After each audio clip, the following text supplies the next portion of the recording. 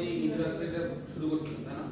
তো আজকে আমরা পড়াশোনায় ফিরে যাই। দেখো গতকাল যেটা বলছিলাম সেটা হচ্ছে মেকানিক্যাল প্রপার্টিজ অফ ফাইবার। এটা মেকানিক্যাল প্রপার্টিজটা মেইনলি দুইটা জিনিস নির্দেশ করে, একটা হচ্ছে ফোর্স আর একটা হচ্ছে ডিফর্মেশন। আমি গতকাল তোমাদের একটা সংজ্ঞা পড়েছিলাম, মনে আছে কিনা আমি জানি না, এটা হচ্ছে ওয়ার্ক, কাজ সম্পর্কে বলছিলাম তাই না? জি স্যার। যেরকম বলছিলাম সেটা হচ্ছে এক্স, অর্থাৎ হচ্ছে কোন একটা বস্তুর উপর যদি বল প্রয়োগ করা হয় তাহলে বস্তুটার সর্বপাটি তাহলে কি হয়? কাজ হয় তাই না? তো কাজ হওয়ার শর্ত হচ্ছে কি হবে? বল প্রয়োগ করতে হবে আর সমানুপাতিক হবে। রাইট। এখন দেখো যে মেকানিক্যাল প্রপার্টিজের কথা বলা হচ্ছে তার মধ্যে একটা জিনিস কথা আছে ফোর্স আর ডিফর্মেশন। ডিফর্মেশন অথবা আরেকটা জিনিস বলা চলে সেটা হচ্ছে ডিসপ্লেসমেন্ট। হ্যাঁ, ডিসপ্লেসমেন্ট দুটো ওয়ার্ড কি আলাদা কি?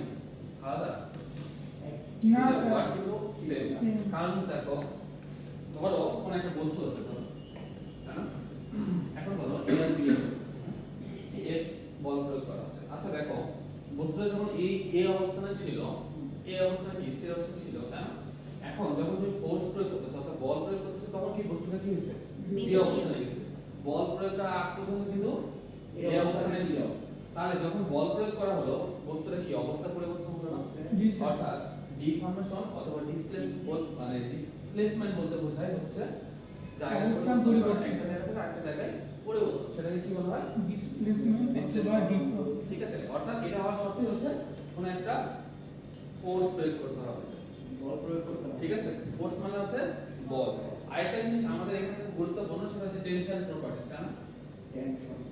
টেনশন প্রপার্টিজ কতবার বলছিলাম?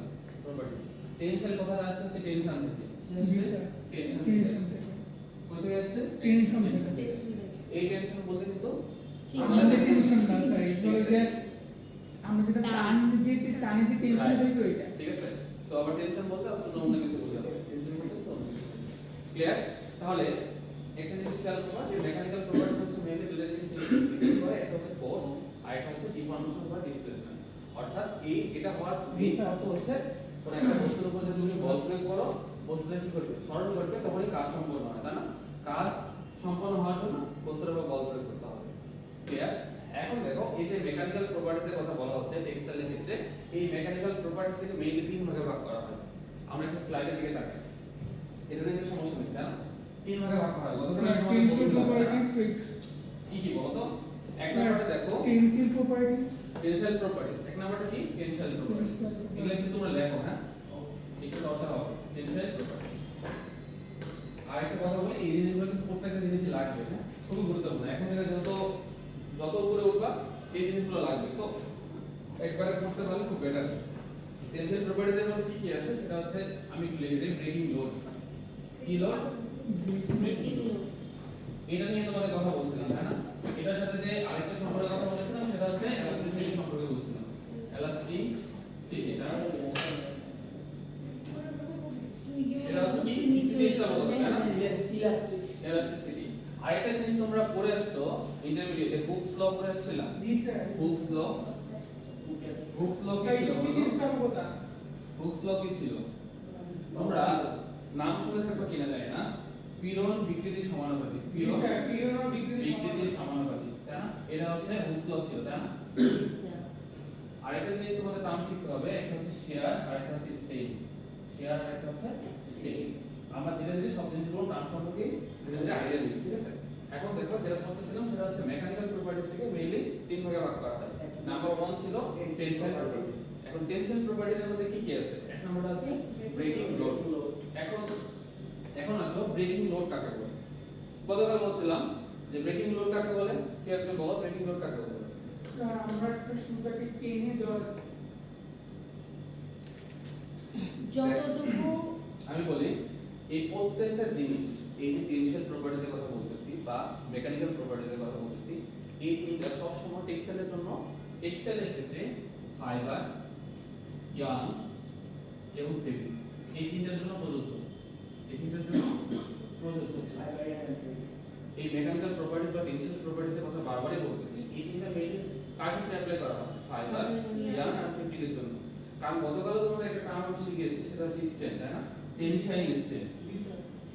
টেনসাইল স্ট্রেন এটা হচ্ছে কি একটা সুতা অথবা একটা ফেব্রিকের স্ট্রেন কতটুকু, শক্তি বা ধারণ ক্ষমতা কতটুকু মিলে যাবে এটা সেটাকে নির্দেশ করছে। সো সবগুলো টার্মই কিন্তু এই মেকানিক্যাল প্রপার্টিজ এর মধ্যে পড়ে। এখন ফার্স্ট যেটা বলছিলাম সেটা ব্রেকিং লোড কাকে বলে, অর্থাৎ গতকাল একটা উদাহরণ দিয়েছিলাম সেটা দেওয়ালের উদাহরণটা, তাই না? যে একটা দেওয়ালকে তুমি তোমার যত শক্তি আছে না কেন তুমি ধাক্কা দিয়ে কিন্তু ভাঙতে পারবে না। কেন পারবে না? দেওয়ালে যতটুকু শক্তি তোমার সেই পরিমাণ শক্তি তোমার নাই, তাই না? তো ব্রেকিং লোড বলতে বোঝায় যে কোনো একটা বস্তু অথবা কোনো একটা ফাইবার অথবা ফেব্রিক ছেড়ার জন্য কতটুকু তুমি বল প্রয়োগ করছো, কতটুকু বল প্রয়োগ করলে কোনো একটা বস্তু ছিঁড়ে যায়, সেটাকে কি বলা হয়? ব্রেকিং লোড বলা হয়। ক্লিয়ার? ক্লিয়ার? অর্থাৎ ধরো 20 নিউটন বল প্রয়োগ করলে বস্তুটা কি হবে? ছিঁড়ে যাবে। এটাই হচ্ছে ব্রেকিং লোড। সুতাটা ব্রেকিং লোড। সুতাটা ব্রেকিং লোড। ইয়ার ফাইবার হতে পারে, ফেব্রিক হতে পারে। আমরা মাঝে মাঝে যখন কাপড় ছিঁড়ে যায় আর কাপড়ের স্ট্যান্ডটা কম, কাপড়টা এমনি এমনি ছেড়ে না, নতুন কাপড় স্ট্যান্ড ছিঁড়তে পারবা না। ধীরে ধীরে যখন ইউজ করতাম কি হয়? কাপড়ের স্ট্যান্ডটা কমে যায়। বারবার যখন ধোয়া তখন কি কাপড়ের স্ট্যান্ডটা কমে যায়। সবাই কিন্তু সেম এই জিনিসটা। ঠিক আছে? বুঝা যায়? তারপরে দেখো আমরা আরেকটা জিনিস আছে, এগুলো একটু পড়ে নেই, তোমরা একটু দেখে নিবা। এর মধ্যে আছে টেনাসিটি আছে, তারপর হচ্ছে ব্রেকিং এক্সটেনশন, ইনিশিয়াল মডিউলাস, এটার মধ্যে পড়ে। তারপরে আছে ফ্লেক্সুরাল প্রপার্টিজ, সবগুলো আছে। তারপরে আছে কি টরশনাল প্রপার্টিজ, আরেকটা দেখো frictional properties. Frictional properties, friction মানে কি? ঘর্ষণ। ঠিক আছে? ফ্রিকশনাল প্রপার্টিজ, হ্যাঁ, মানে মেইনলি হচ্ছে মেকানিক্যাল প্রপার্টিজ হচ্ছে তিন ধরনের, আরেকটা প্রপার্টিজ হচ্ছে সেটা হচ্ছে ফ্রিকশনাল প্রপার্টিজ। ঠিক আছে? চারটা। এখন আসো এই যে টেনশন প্রপার্টিজের কথা বলতেছিলাম, এই টেনশন প্রপার্টিজ কার উপর? ফ্যাক্টরের উপর ডিপেন্ড করে। এই কোশ্চেনটা তোমাদের পরীক্ষা থাকবে, হ্যাঁ, দেখো, হ্যাঁ, হোয়াট আর দ্য ফ্যাক্টর। আমি যে ক্লাসে যেগুলো বলে সেগুলো কিন্তু পরীক্ষায় দিই। সো কোশ্চেন যেগুলো বলতেছি সেগুলো ফলো করবে।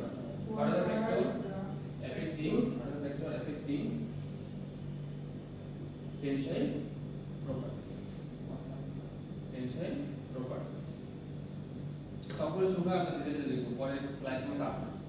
হোয়াট আর দ্য ফ্যাক্টর, কি কি ফ্যাক্টর টেনশন প্রপার্টিজ এর ক্ষেত্রে ভূমিকা রাখে? খুবই গুরুত্বপূর্ণ একটা কোশ্চেন।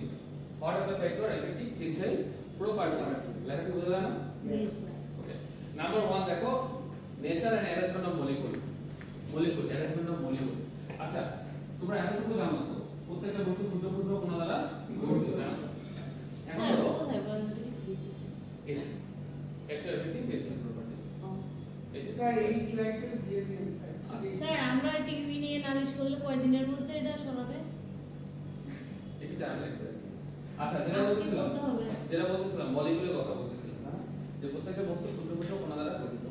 এখন আমাকে যদি বলতে পারো আন্তঃনামিক কণা বা আন্তঃনামিক বলের নাম শুনছো কিনা আমি জানি না, শোনা আছে? জি স্যার। এখন দেখো তুমি যখন একটা টেবিলে একটা পেরেক ঢুকাতে চাও, পেরেকটা কেন ঢুকে যায়? বল প্রয়োগ করা হয়। বল প্রয়োগ করা হয় স্যার, কিন্তু এর মাঝখানে কি ক্ষুদ্র ক্ষুদ্র কণা আছে, ছিদ্র আছে, এই জন্য কি পেরেকটা খুব সহজে ঢুকে যায় আন্তঃনামিক বলের কারণে। সেই জিনিসগুলোর কথা বলা আছে, মলিকুলের কথা বলা আছে, হ্যাঁ। তারপর বলা আছে টাইপ অফ ফাইবার, অনেকগুলো ফাইবার হতে পারে। কি কি ফাইবার আছে বলো তো? টাইপস অফ ফাইবার, ফাইবার মিলে কয় ধরনের? কত বলা বলছো? ম্যান মেড ফাইবার, দুই ধরনের, ন্যাচারাল, আরেকটা ম্যানমেড বা সিনথেটিক। আবার ন্যাচারালের মধ্যে আবার পার্ট আছে, কটন চুলগুলো। ন্যাচারালের মধ্যে আবার পার্ট আছে কি কি? Animal, vegetable and mineral. Animal, vegetable, আরেকটা হচ্ছে মিনারেল। ভেজিটেবলের মধ্যে হয়তো হ্যাঁ, আর ম্যানমেডের মধ্যে স্যার রিজেনারেটেড, সিনথেটিক। আচ্ছা, তুমি কি জানো রিজেনারেট ফাইবার কোনগুলো? জি স্যার, এগুলোর সোর্স ন্যাচারাল এবং হচ্ছে ভিসকস হচ্ছে একটা, আর হচ্ছে ভিসকস, রেয়ন, এগুলো হচ্ছে রিজেনারেট।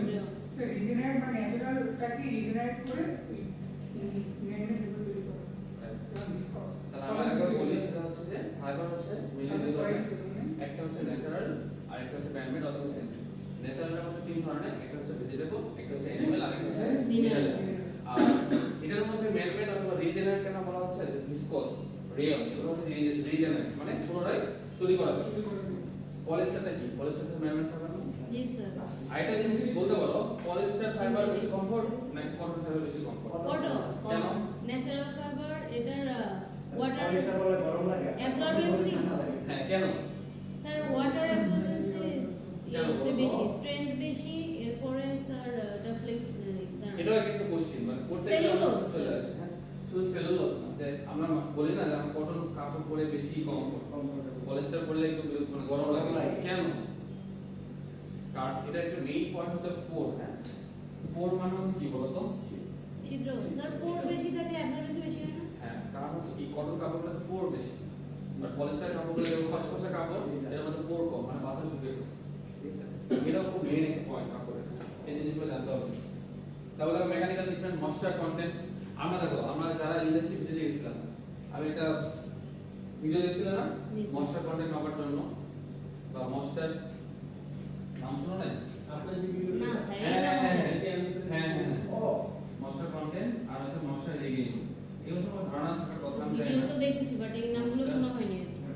এশিয়ার মধ্যে শুনেছি। আচ্ছা এখন শুনবা। যাই হোক, অর্থাৎ একটা জিনিস তোমরা জানো কিনা জানি না, যে টেক্সটাইল ইন্ডাস্ট্রিগুলোতে গরমকালে কাপড়ের স্টেবিলিটি একরকম, শীতকালে একরকম। এটা কি মানো? আরেকবার বলেন। জি স্যার। মানে গরমকালে কাপড় যে ডাইং করা হয়, গরমকালে এক থিওরি অবলম্বন করে, শীতকালে এক থিওরি অবলম্বন কি বাতাসে চলে বসে করে। এটার মেইন রিজনটা হচ্ছে ময়েশ্চার কন্টেন্ট অথবা ময়েশ্চার রিগেইন। হ্যাঁ, কারণ হচ্ছে কি বাতাসে জলীয় বাষ্প আর্দ্রতা একবারে কম থাকে, তখন করে দিলে শব্দ হয় গিয়ে থাকে। হ্যাঁ রাইট। কারণ হচ্ছে কি গরমের সময় কি হয়, গরমের সময় যখন আমরা আর্দ্রতা বেশি। এয়ার টাইট করে হয়, সুতার কি হয়, সিস্টেমটা থাকে না, নষ্ট হয়ে যায়। কারণ কি এই ময়েশ্চার কন্টেন্ট বা ময়েশ্চার রিগেইন করতে থাকে, বাট ইন্ডাস্ট্রিগুলোতে এটা খুব বেশি মানা হয় না। মানা হয় না। এই জন্য গরমে কাপড়ের রং উধাও হয়ে যায়।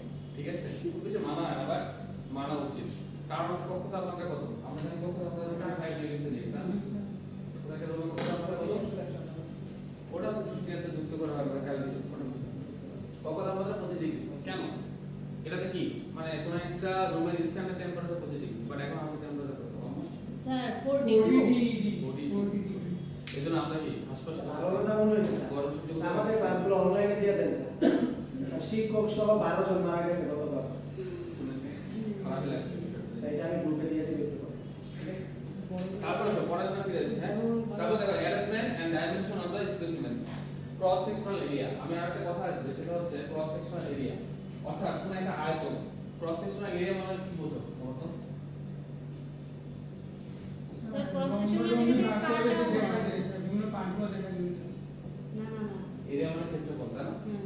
এরিয়া সবসময় কি ক্রস সেকশনাল এরিয়া। এখানে প্রস্থচ্ছেদ তো। হ্যাঁ, বস্তু এই জিনিসটা আসতেছে আমরা ধীরে ধীরে। তো মোটামুটি এগুলো দেখবো। হ্যাঁ, প্রথম এখন আসি দেখো, প্রথমটা যেটা হচ্ছে ব্রেকিং লোড। প্রথমটা কি? Breaking load. আমরা একটু সংজ্ঞায় আসি। ব্রেকিং লোড কাকে বলে? একটু আগে বললাম। ওই যে তার যে বলতে দেখো, the load required to break a specimen is termed as breaking load. অর্থাৎ কোন একটা কোন একটা ফাইবার, কোন একটা ফেব্রিক ছেড়ার জন্য কতটুকু বল প্রয়োজন, শক্তি প্রয়োজন, সেটা হচ্ছে ব্রেকিং লোড বলা হয়। আরেকটা জিনিস মনে রাখতে হবে, ব্রেকিং লোড মেজার করা হয় কিলোগ্রাম, গ্রাম, পাউন্ড আর হচ্ছে নিউটন। যেমন ওজন দিয়ে দেখানো স্যার হয়। সর্বনিম্ন কতটুকু ওজন প্রয়োগ করলে ছিঁড়ে যাবে সেটা হ্যাঁ। Breaking load. তাহলে দেখো মনে রাখতে হবে, আমি যদি কখনো সংজ্ঞা দিবেন তো, সংজ্ঞাটা স্যার? তোমাদের মনে ল্যাব আছে না, জি স্যার। ল্যাব আছে না, জি স্যার। এটা ছোট করে বলছি যে ব্রেকিং লোড মেজার করা হয় কি দিয়ে? কিলোগ্রাম, গ্রাম, পাউন্ড, নিউটন। সহজ জিনিস লিখে রাখো। ছোট জিনিস লেভেল। তোমাদের এগুলো মনে থাকবে না, পরে বলবা যে স্যার পড়ানো। ঠিক আছে, লিখে রাখো, লিখে রাখো। স্যার লিখে রেখেছি। হ্যাঁ, কিলোগ্রাম, গ্রাম, পাউন্ড আর হচ্ছে কি নিউটন। পাউন্ড হচ্ছে এগুলো লেখা হয়। হ্যাঁ, এলবি কিলোগ্রাম পাউন্ড গ্রাম, স্যার দেখা যাচ্ছে না, গ্রাম, ছোট পাউন্ড ছোট এটা আর হচ্ছে নিউটন। নিউটন। নিউটন পড়া আছে তো, নিউটন ধারণা আছে। জি স্যার। নিউটন। 20 নিউটন কাকে বলে বলো তো? স্যার স্যার যদি কোনো কোনো বস্তুর উপর যদি একজন বলো। স্যার কোনো এটা দুটো ব্যাখ্যা করতে স্যার বলো। হয়তো কোনো বস্তুর উপর এক সেকেন্ড ধরে বেশি হ্যাঁ হ্যাঁ বলো। বিশ মানে 20 বল প্রয়োগ করে স্যার শান্ত বলো দেখি, স্যার ভাই বলো। স্যার কোনো স্যার। বস্তুর উপর যদি বল প্রয়োগ করার পরে 20 মিটার সমান কত? 20 মিটার সরল হবে এক সেকেন্ডে এই জিনিসটা তোমরা অনেকে ভুল করো, আমি তোমাদের কাছ থেকে বলে রাখি, হয়তো সঠিক শিখে আসতে পারো, ভুলও শিখে আসতে পারো। এই জায়গায় কখনো ভুল করো না, সেটা হচ্ছে একটা জায়গায় সবসময় ফিক্স থাকে। তোমরা জানো না যায় না, ইন্টারমিডিয়েটে অনেকে এটা ভুল করে। দেখো 20 নিউটন কাকে বলে, এটা আমরা জানলাম বল কাকে বলে। কোনো একটা বস্তুর উপর বল প্রয়োগ করে বস্তুটা যদি সরানো হয় তখন তাকে কাজ হবে।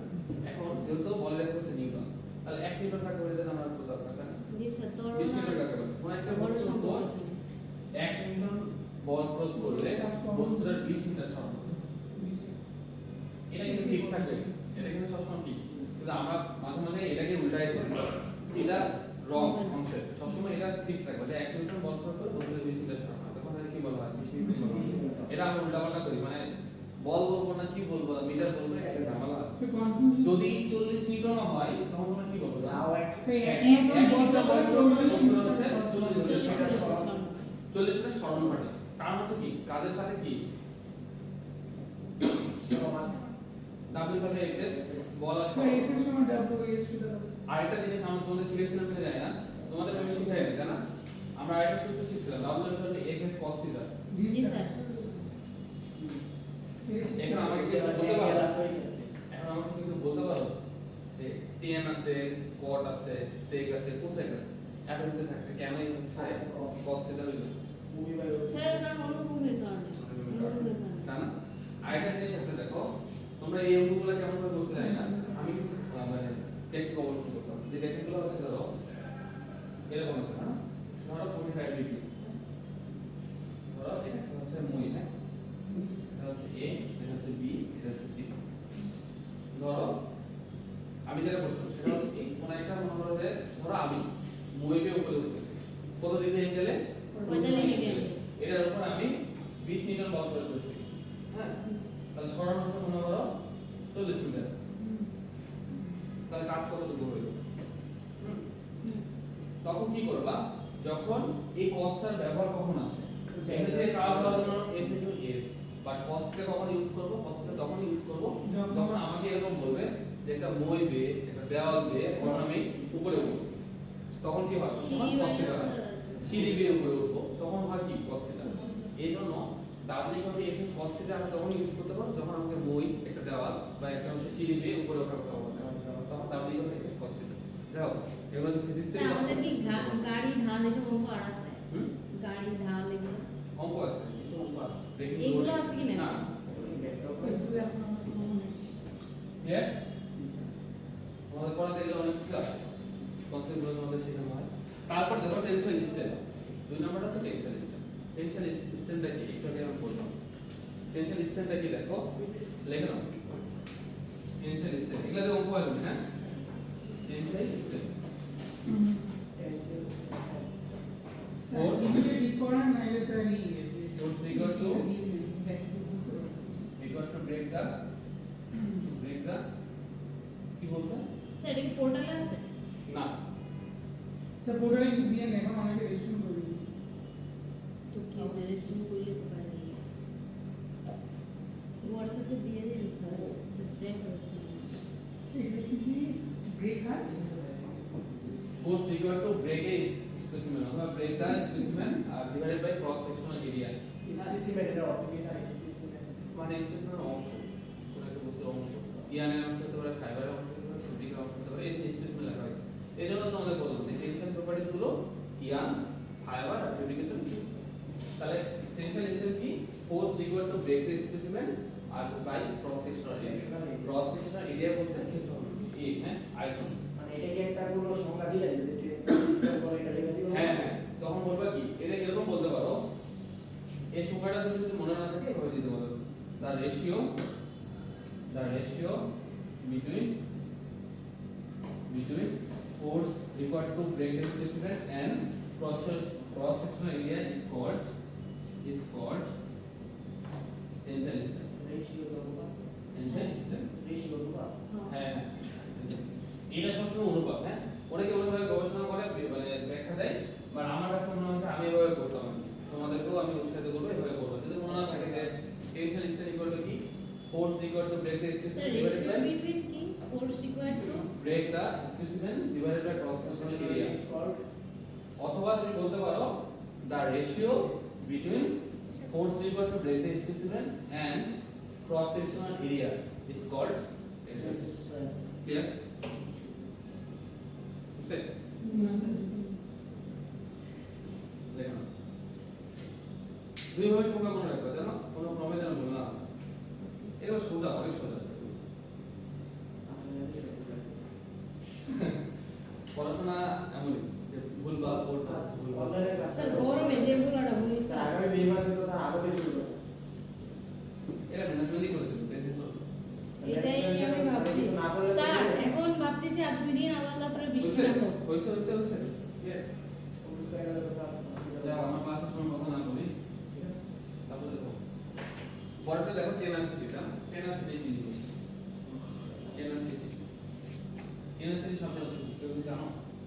tenacity কাকে বলে একটু দেখে নিন হ্যাঁ tenacity can be defined as the ratio between breaking load and linear density of the system অর্থাৎ breaking load divided by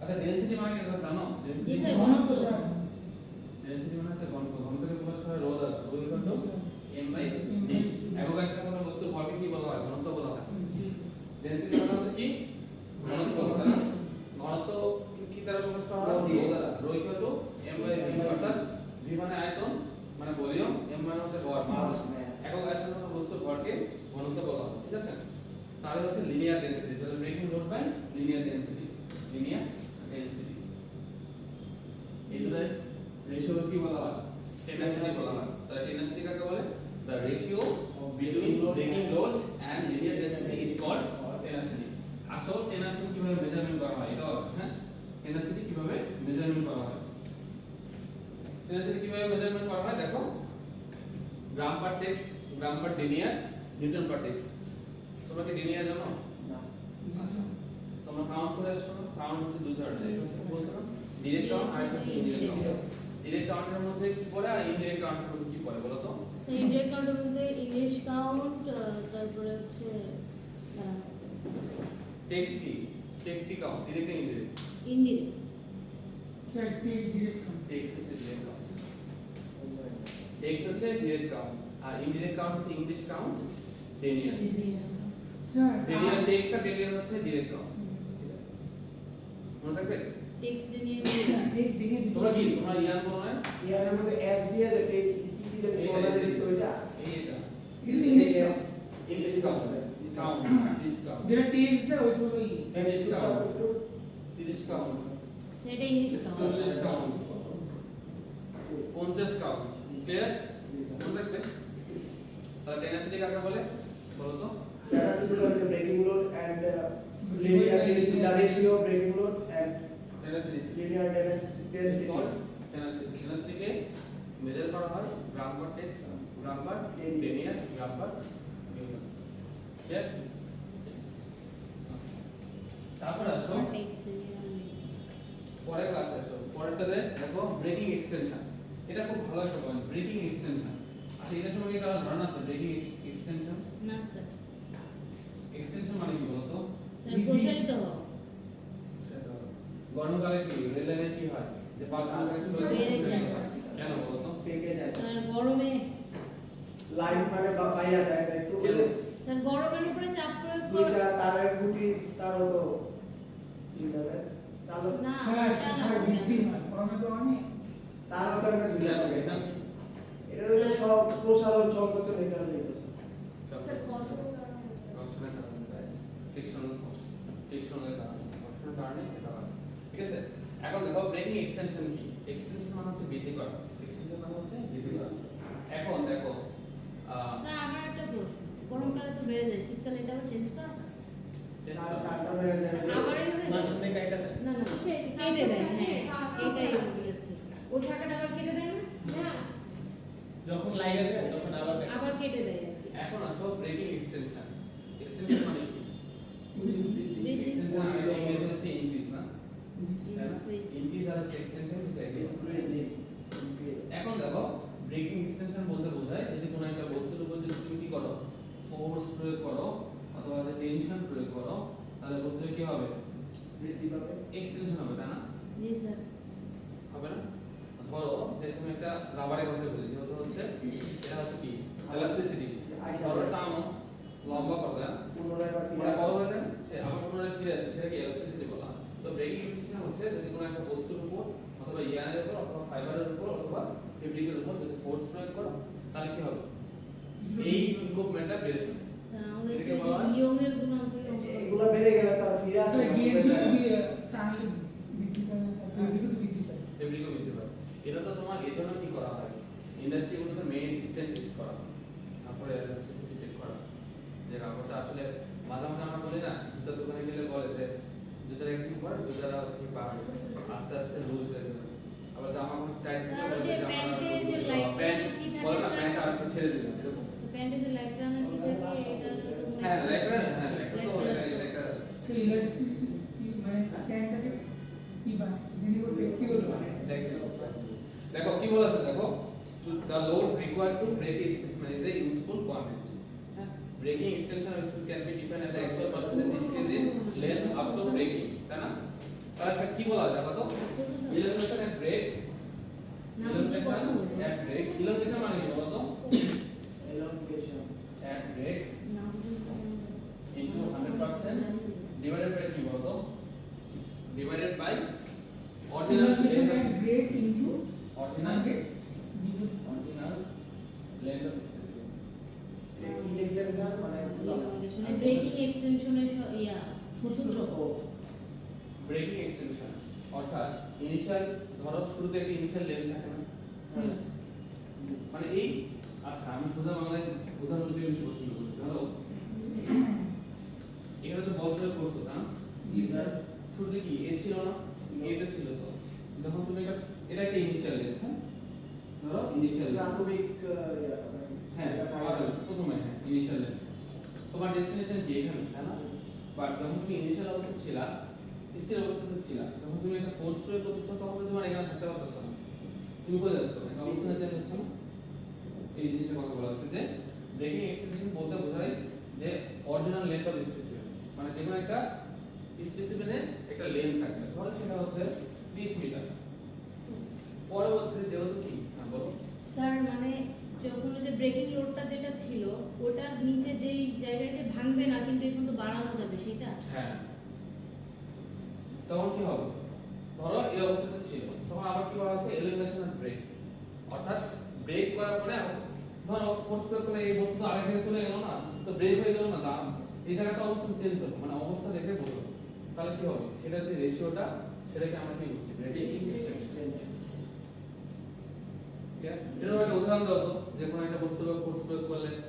sir আমি বলি, স্যার ওই যে ডাবলিং করা হয় না স্যার, ওখানে একটা নির্দিষ্ট ইয়া ডাবলিং করা কি ডাবলিং, স্যার ইয়ার স্পিনিং এ একটা ইয়ে আছে, ইয়ে ডাবল হ্যাঁ হ্যাঁ স্যার ওইটা, হ্যাঁ এটা একটা আর বাস্তব উদাহরণ দাও যে সো ইয়ে ডাবল করে তুই সে সাইডে বানানো তা ব্রেকিং এক্সটেনশন আর কি হতে পারে বলো, সোজা উদাহরণ দাও।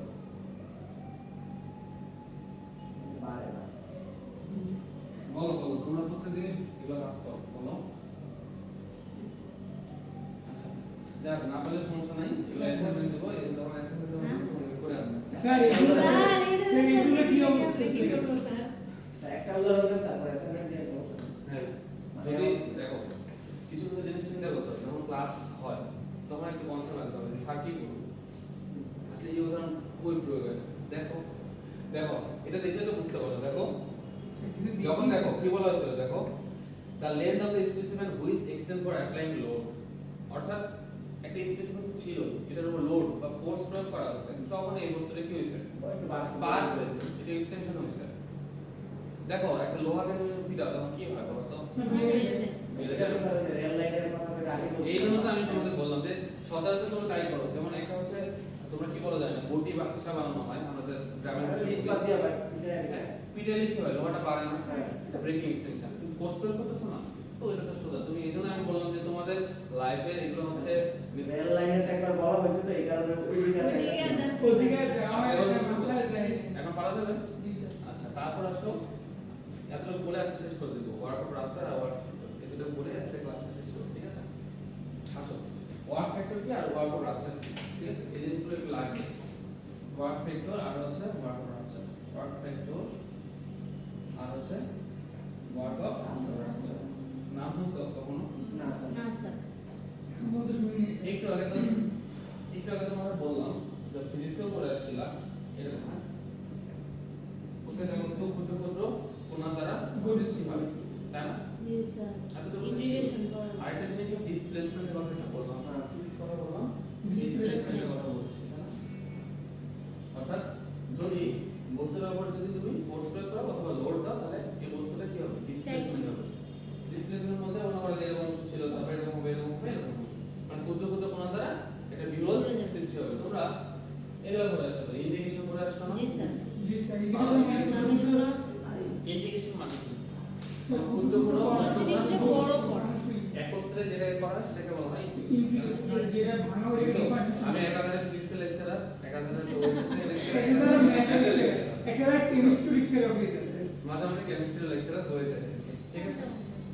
তাহলে কি এটাকে বলা হয়? কোর্সের সময় হয় ইন্ডিকেশন বলা হয় না। ইন্ডিকেশন কি? ক্ষুদ্র দুটো কণাকে একসাথে যোগ করা সমষ্টি। এখন আসো আমার এটা জানানো দরকার, আমরা জানা দরকার ওয়ার্ড ফ্যাক্টর কি, ওয়ার্ড ফ্যাক্টর আছে। এখন আসো ওয়ার্ড ফ্যাক্টরটা দেখো কি বলা আছে, দেখো ওয়ার্ড ফ্যাক্টর আসি। ওয়ার্ড ফ্যাক্টর ইকুয়াল টু, আচ্ছা তার আগে ওয়ার্ড অফ রাপচারটা শিখে না, আবার ঝামেলা করব, ঠিক আছে? এখন দেখো ওয়ার্ড অফ রাপচারটা কাকে বলে, দেখো work done force into displacement. এখানে কি বলা আছে দেখো, the energy required to break the specimen or total work done by breaking extension is termed as work of rupture. অর্থাৎ একটা কাজ পুরোটা সম্পন্ন হওয়ার জন্য কতটুকু ফোর্স প্রয়োগ করা হয়েছে, সেই টোটাল যে সমষ্টিটা সেটাকে বলা হয় ওয়ার্ক অফ রাপচার। অর্থাৎ এটাকে এভাবে বলা হয় ওয়ার্ক ডান ইনটু ফোর্স ইনটু, ওই যে আমরা কাজের সময় কাজের সময় আমরা স্মরণ ইউজ করছিলাম না, এই জায়গায় এটাকে বলা হয় ডিসপ্লেস। এটাকে কি বলা হয়? ডিসপ্লেস। এই দেখো এটাকে বলা হয় ডিএল। আমরা পড়ে আসছি মনে হয় ডিএল বাই ডিএস, এটা পড়ে আসছিলাম না? জি স্যার, এদিকে দিয়া হবে তো অনেকে ভেক্টরের লাস্টের দিকে হ্যাঁ হ্যাঁ, এটা আমরা সম্ভবত 9.1 বা 9.2 এরকম চ্যাপ্টার অথবা 10.1 10.2 চ্যাপ্টার এরকম এখন চেঞ্জ হয়েছে। তাহলে ওয়ার্ক অফ রাপচারটা কি, যে পুরো একটা কাজ সম্পন্ন হওয়ার জন্য কতটুকু এনার্জির প্রয়োজন হচ্ছে সেটা টোটাল যে সমষ্টিটা, সেই টোটাল সমষ্টিটাকে বলা হয় work of rupture. Work of রাপচারকে এভাবে প্রকাশ করা হয় work done equal to F into dl. এই ডিএলটা হচ্ছে ডিসপ্লেসমেন্ট। অর্থাৎ কাজ হলে কি হবে, অবশ্যই অবস্থা পরিবর্তন হবে, সেই পরিবর্তনটাকে বলা হয় ডিসপ্লেসমেন্ট। ক্লিয়ার? কোনো প্রশ্ন আছে? এখন এসো দেখো এই ওয়ার্ক অফ রাপচারটাকে এভাবে লেখা হয়, কিভাবে লেখছে দেখো, f into 0 না, আর কি বলা হয়েছে f into dl, তাই না? এটা কেন করা হয়েছে বলো তো? লিমিট শুনো, লিমিট কোয়েশ্চেন গাছ এরকম লিমিট আপার লিমিট, এটা উদাহরণটা কি বলো তো? একটু আগে বললাম না আমি বুঝতে লিখছি লিমিট টেন্ডস টু 0, এভাবে উচ্চারণ করতে হবে, তাই না? অর্থাৎ কোন একটা বস্তু লিমিট, অর্থাৎ প্রথমে কোন অবস্থা ছিল? 0 অবস্থা, 0 অবস্থাটা ছিল না, এটা কি প্রয়োগ করা হচ্ছে? f, মানে এই সমষ্টিটা হচ্ছে বল প্রয়োগ করা হচ্ছে, তাই না? এই টোটাল বলটা কতটুকু হবে? টোটাল এই কাজের সমষ্টিটাকে বলা হয় f into dl। কাজ পুরোটা ওয়ার্ক ডান, অর্থাৎ এটাকে বুঝো প্রথমে হচ্ছে 0 অবস্থানে ছিল, ফোর্স প্রয়োগ করছো b অবস্থানে। একটু আগে তোমাদের বললাম যে ওয়ার্ক অফ রাপচার কাকে বলে, যে কি পরিমাণ এনার্জি রিকোয়ার্ড হচ্ছে একটা সম্পূর্ণ, হ্যাঁ টোটাল কাজটা সম্পূর্ণ হচ্ছে। তাহলে টোটাল কাজ আমার কি f into dl। তাহলে এই ডিএলটাকে যদি আমি ইন্টিগ্রেশনের মাধ্যমে প্রকাশ করি, প্রথমে ছিল 0 অবস্থানের লিমিট, এই লিমিটটা কোন পর্যন্ত? f পর্যন্ত বল প্রয়োগ করেছি, টোটাল সমষ্টিটা f into 0। এটাকে বলা ওয়ার্ক অফ রাপচার। কোনো ডাউট আছে? ঠিক আছে। তারপর হচ্ছে ওয়ার্ক ফ্যাক্টর। ওয়ার্ক ফ্যাক্টর কাকে বলে? ওয়ার্ক ফ্যাক্টর হচ্ছে work of rupture divided by breaking load into breaking elimination. খুবই এটা মানে একটা সংজ্ঞা পেলে পড়ার সঙ্গে পারবো না, হলে কিন্তু পারবো না, ঠিক আছে? এটা ক্লিয়ার? জি স্যার, জি স্যার। সর্বশেষ টপিক, হ্যাঁ ওয়ার্ক ফ্যাক্টর। Work factor. তাহলে ওয়ার্ক ফ্যাক্টরটা কি আমি বলি, ইঞ্জিনিয়ার যখন হইছো তখন হচ্ছে কি ম্যাথ আর কেমিস্ট্রিতে বেসটা ভালো ভালো লাগে, ঠিক আছে?